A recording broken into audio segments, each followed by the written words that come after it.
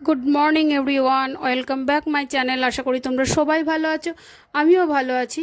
আর আজকে সকালবেলা থেকে প্রচুর বৃষ্টি হচ্ছে আমাদের এখানে। তার সাথে ওয়েদারটা এতটাই মানে মেঘ কালো করে একটা খুব ঠান্ডা স্যাঁতস্যাঁতে পরিবেশ হয়ে গেছে, যার ফলে ছেলে তো স্কুলে যায়নি। ছেলে স্কুলে না গেলে কি হয়, একটু দেরি করে শোয়াও হয়, ঘুম থেকে ওঠা হয়। তাই ঘুম থেকে উঠতে আজকে আরও দেরি হয়ে গেছে, যেহেতু ওয়েদারটা এতটাই মেঘলা ছিল।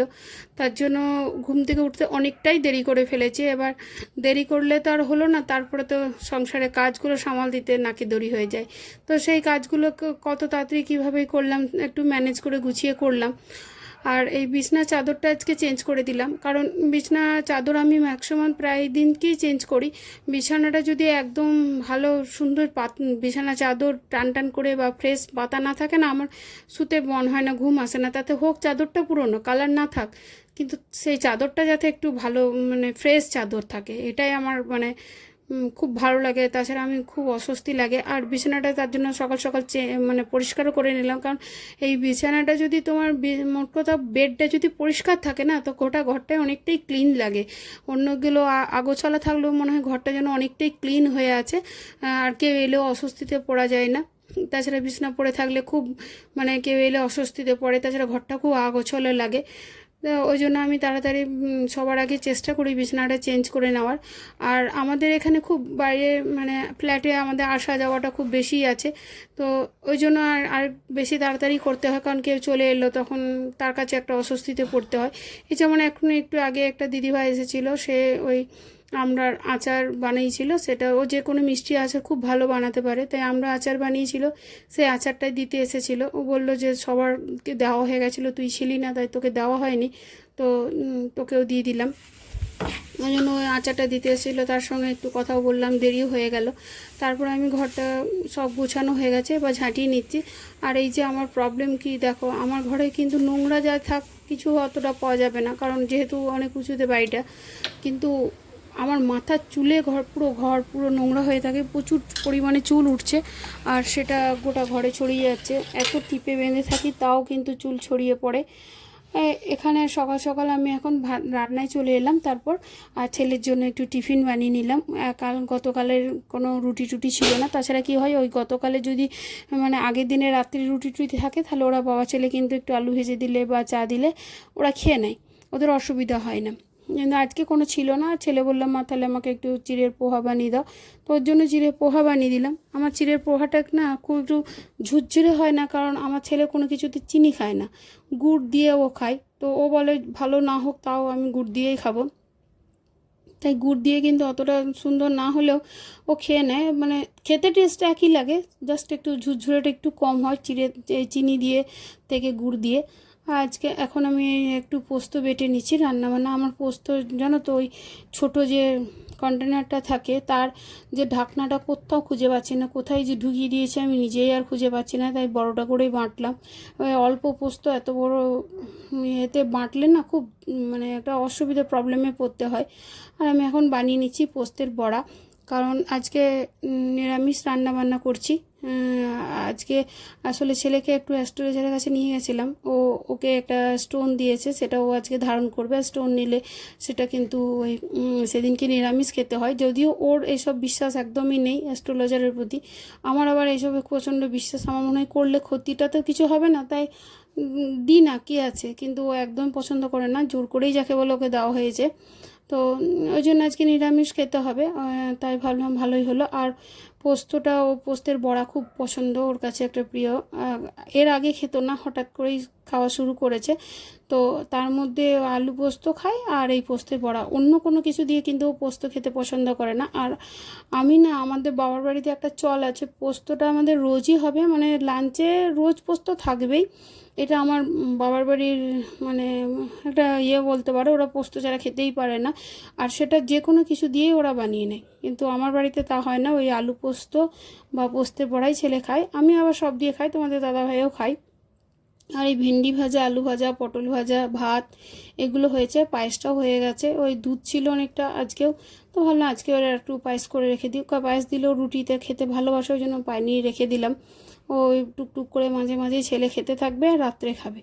আর এদিকে ডালটাও হচ্ছে সেদ্ধ।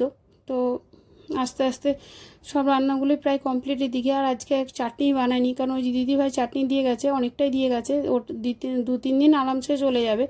আর যদিও আমার বাড়িতে অনেকটা করে চাটনি খাওয়া হয়, যদি অল্প করে খেতাম তো অনেক দিনই যেত। ওই জন্য আমিও ভাবছিলাম যে একবার সব আমড়াগুলো একসাথে কেটে চাটনিটা বানিয়ে রেখে দিলে সুবিধা, তাহলে রোজ করতেও হয় না, আর সেটা রোদে দিয়ে রাখলে টেস্টও হয়। কিন্তু সেই সময়টা আর পারছি না, বিশেষ করে ওই প্রত্যেক দিন একটু একটু করে বানাচ্ছি, খাচ্ছি, আর আমড়াগুলো জমেই আছে। এই দিদি কিন্তু প্রায়ই বানায়, প্রায় অনেককেই দেয়, আমাদের কজন বেশ বান্ধবী আছে তাদেরকেও দেয়, ফ্ল্যাটে তো অনেককেই দেয়। ও যেহেতু কোনো পিকনিক টিকনিক হলে ওর চাটনিটাই নামানো হয়, বলে ঠিক আছে আমি চাটনিটা নিয়ে আসছি। আর এই এখন রান্না হচ্ছে একদিকে, আর আমি দেখলাম তাহলে এই রান্নার এইগুলো ততক্ষণে মুছে নিই। আমি রান্নার যে গ্যাজেটগুলো ইউজ করি সেগুলো প্রায় ম্যাক্সিমাম দিনই, প্রত্যেক দিনই বলতে পারো মুছে নিই। আর এটাতে কী করি, একটা কাপড়ের ওপর একটুখানি ওই হ্যান্ড ওয়াশ দিয়ে তারপর আমি মুছতে থাকি। তারপর স্ল্যাব, এই যে ওয়ালের টাইলসগুলো সবই মুছে নিই, কারণ চিমনি যতই থাক না কেন একটা তেল চেটে ভাব একটা হালকা মানে দেখা দিতেই পারে যদি ভালো করে না ক্লিন করা হয়। ওই জন্য আমি প্রত্যেক দিন একটু হ্যান্ড ওয়াশ দিয়ে ক্লিন করি, কোনো সার্ফ বা ডিটারজেন্ট ইউজ করি না, কারণ কি ওগুলোতে ক্ষার বেশি থাকে তো জিনিসটা নষ্ট হয়ে যাওয়ার ভয় থাকে, তাই আমি একটু হ্যান্ড ওয়াশ দিয়ে করি। কারণ কলিন দিয়েও এগুলো যাবে না, তাছাড়া কলিনের দামটাও অনেক বেশি, সাশ্রয়টাও দেখতে হয়। আর হ্যান্ড ওয়াশ একটুখানি নিয়ে তার মধ্যে জল দিয়ে যদি মুছে না হয় তাহলেই ঝকঝক করে, তো সেই অনুযায়ী মুছে নিয়েছিলাম। আর এখন সব দিকটা মুছে আমি এখন এসেছি চিমনি পরিষ্কারের জন্য, কারণ এই চিমনিটা 2-4 দিন হলো কিছুতেই পরিষ্কার করতে সময় পাইনি। আমি রোজই রান্নার পর চিমনি পরিষ্কার করি, কিন্তু এই 2-3 দিন হলে এতটাই ব্যস্ত ছিলাম যে আমি চিমনিটা পরিষ্কার করতে পাইনি, তার জন্য আজকে করছি। আর আমার কাছে কোনো কেরোসিন তেল ছিল না, কেরোসিন তেল দিয়েও করি, বা খুব যদি নোংরা হয়ে যায় তখন কিন্তু আমি আমার বাড়িতে এক্সট্রা পেট্রোল আনা থাকে, সেই পেট্রোল দিয়ে আমি পরিষ্কার করি। এবং পেট্রোলটা না যদি খুব বেশি মানে নোংরা হয় তখন কিন্তু কেরোসিন তেলের থেকে পেট্রোল তেলে খুব ইজি উঠে যায়।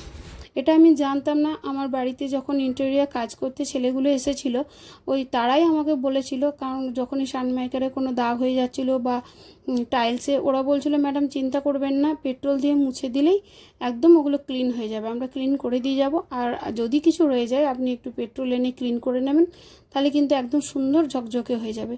তো সেই মতো আমি কিন্তু ওই সানমাইকারে যদি কোনো টুকটাক দাগ থাকে সেখানটা একটু পেট্রোল দিয়ে মুছে দিই, খুব সুন্দর পরিষ্কার হয়ে যায়। বা টাইলসে হয়তো কিছু একটা পড়ে গেল, নোংরা হয়ে গেল, সেটাকেও পেট্রোল দিয়ে ধুয়ে দিলে মুছে দিলে এত সুন্দর পরিষ্কার হয়ে যায় না।